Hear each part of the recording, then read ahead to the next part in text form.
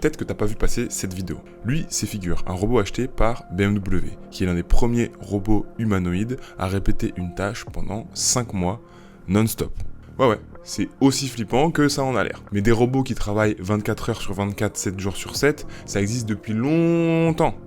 Là, c'est le premier robot humanoïde. Mais à la limite, c'est pas ça le plus dérangeant. C'est pas non plus le fait que un robot remplace un humain pour une tâche ingrate. Ça aussi, à la limite, non. C'est bien pire. La grosse différence, c'est que ce robot, contrairement à des humains qui pourraient être contraints de travailler pour subvenir à leurs besoins, pour survivre, pour etc., ce robot, lui, il travaille pour rien, en fait. Il répète inlassablement une tâche pour rien, sans rétribution.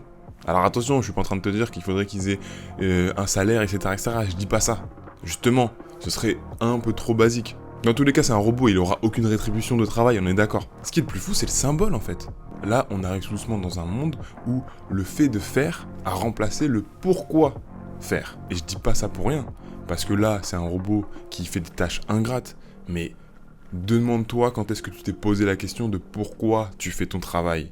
On sait même plus pourquoi on produit, tant qu'on produit. Et ce robot-là, c'est le symbole le plus pur de ça. Et c'est pour ça que c'est dérangeant. Tu vois ? Et ça, c'est littéralement le capitalisme qui tourne en boucle. Et encore une fois, c'est pas le robot qui est dangereux. Le robot, c'est un outil, c'est un tournevis.